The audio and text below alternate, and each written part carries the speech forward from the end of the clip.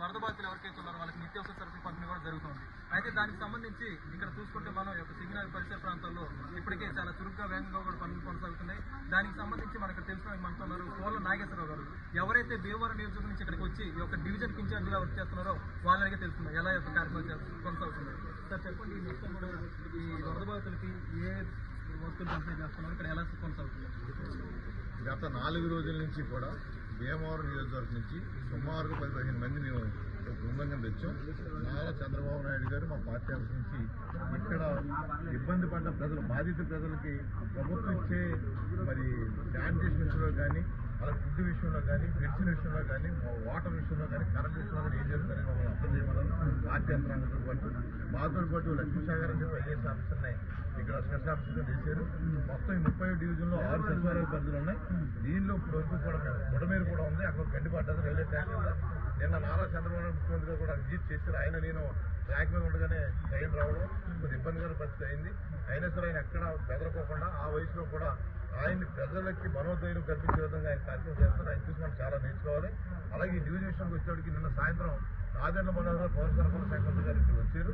ఆయన చేతుల మీదుగా మేము బియ్యం, అలాగే కందిపప్పు, మినుములు, పంచదార, అలాగే బంగాళదుంపలు, ఆనియన్స్ అన్నీ కూడా ప్రతి రేషన్ ప్రతి ఇంటికి కూడా అది బిలో ఏం కాకుండా ఈ డివిజన్లో ఉన్న ఎన్ని అయితే కార్డులు ఉన్నాయో అంత కార్డుదారులు కూడా ప్రతి మనిషికి ప్రతి ఇంటికి అందే విధంగా మేము కార్యక్రమం రూపొందించాం.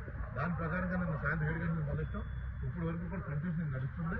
అలాగే ఇక్కడ వాటర్ కూడా తగ్గింది. ఇప్పుడు కొద్దిగా మళ్ళీ బుడమైన కొద్దిగా వాటర్ పెరుగుతున్నాయని చెప్పి కంగారు పడతారు.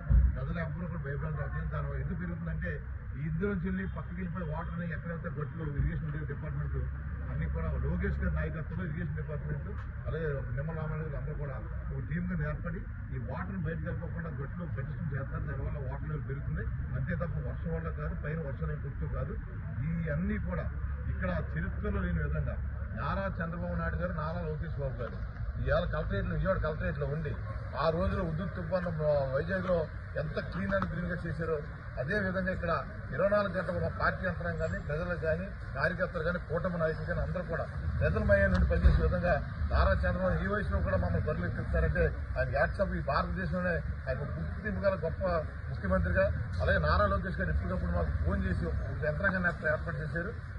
ప్రతి నిమిషం 30 డివిజన్ ఉందంటే అన్ని చోట్ల చాలా మంది వచ్చారు. కానీ ఇక్కడ నా మీద నమ్మకంతో, కోనసీమ నా మీద నమ్మకంతో ఈ డివిజన్కి ఒక పొలిటికల్గా నన్ను ఇన్ఛార్జీలు పెట్టి అధికారులు డిఎస్పీ కానీ, అలాగే డిఐజీలు కానీ, అలాగే మన స్పెషల్ ఆఫీసర్లు కానీ, బీఆర్ఓలు కానీ, అలాగే మా పార్టీ యంత్రాంగం అంతా కూడా పార్టీ కార్యకర్తలు, బూత్ లెవెల్ ఇన్ఛార్జీలు అందరూ కూడా వాళ్ళ సహకారంతో చాలా గొప్పగా చేసాం. ఈ ఎఫెక్ట్ అయిన డివిజన్ అన్నింటిలో కూడా 30వ డివిజన్ చాలా క్లియర్గా మేము పనిచేసామని చెప్పి సందర్భం తెలియజేస్తున్నాం. ప్రజలు కూడా చాలా హర్షిస్తున్నారు. ఇటువంటి ముఖ్యమంత్రిని 5 సంవత్సరాలు కోల్పోయామని చెప్పి బాధ కూడా ఉంది. ఆ బాధ పోయినా కానీ మళ్ళీ ఆయన ముఖ్యమంత్రి చేసుకున్నాం. వాళ్ళ కుటుంబాన్ని ఎప్పుడు ప్రజలు అండదండగా ఉండాలని చెప్పి ప్రజలందరూ కూడా ఆయన ఆశీర్వదిస్తున్నారు. ఆయన ఆశీర్వదించిన కూడా ప్రజలు కోరుకుంటున్నారు. ఇలా దుర్గమ్మ తల్లి మరి ఆశీస్సులతో బెదరాల్లో ఈ డివిజన్ అన్ని కూడా సస్యశ్యామలుగా 2 రోజులు అన్ని క్లియర్ అవుతాయని చెప్పి సందర్భం తెలియజేస్తున్నారు.